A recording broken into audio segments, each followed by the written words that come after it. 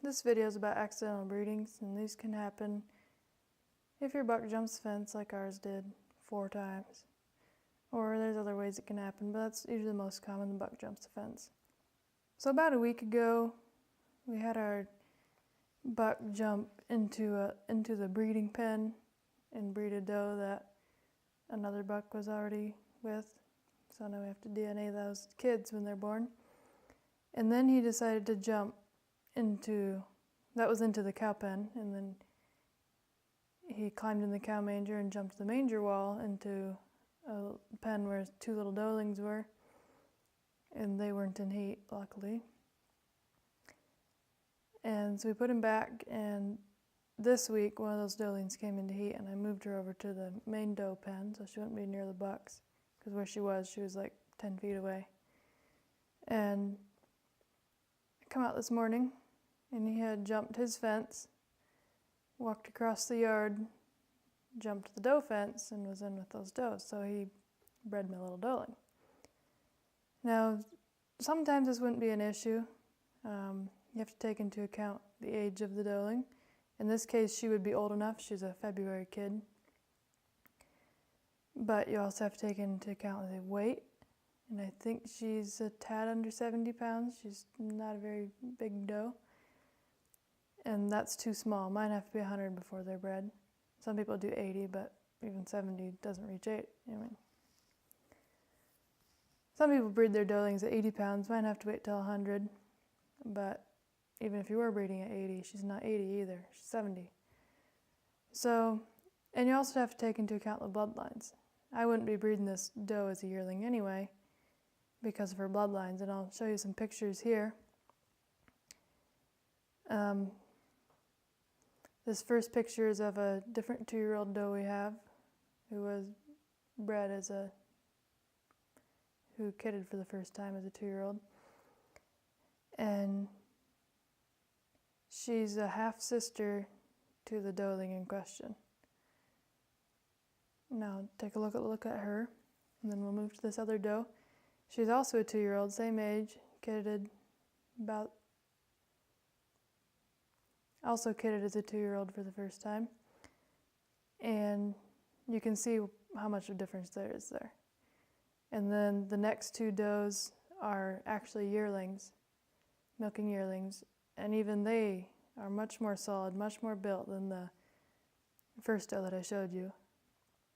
And it's just those bloodlines that are a lot more almost frail, certainly a lot skinnier, streamlined sort of, I don't know. Anyway, not solid, not heavy boned, and they don't mature fast. So this bloodline shouldn't be bred as yearlings anyway. Even if they were the right weight, I don't think I would do it because they're just not built for it. So this doeling, she's bred now. And a couple years ago I would have not really been sure what I would do because I didn't like messing with hormones and such.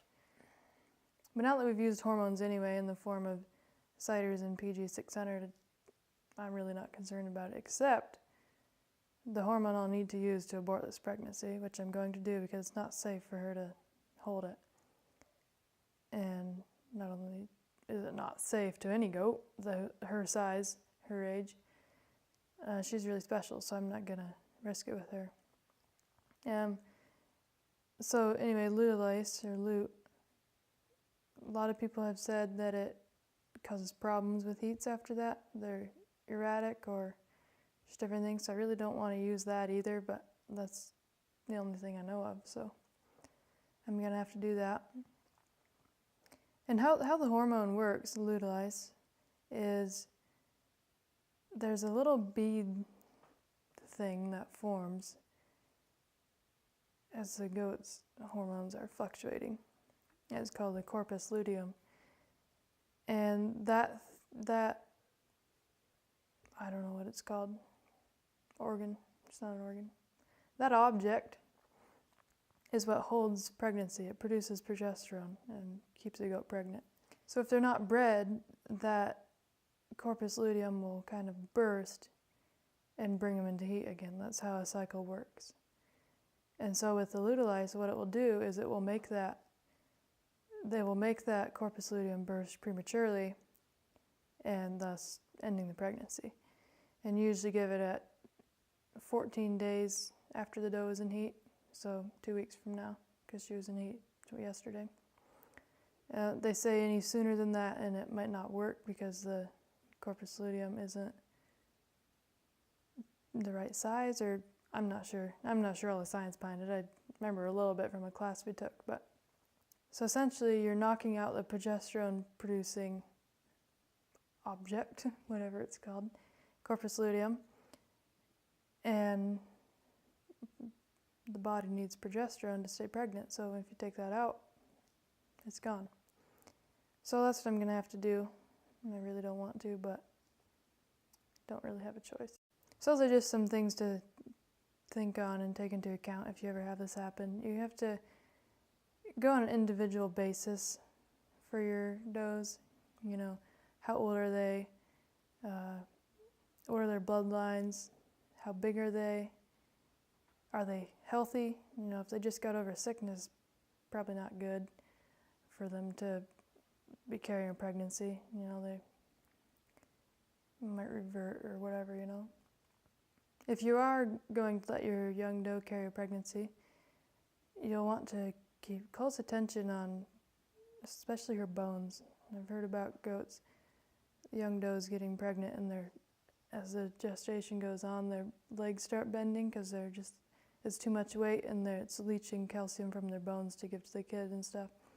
So you have to be careful about that, but the biggest concern is that the kids are going to be too big when the doe tries giving birth, you know. And we've had that happen before, not in a young doe, but in a small doe that shouldn't have been bred to an alpine buck, really. But it was bad, and I'm not wanting this goat to go through that.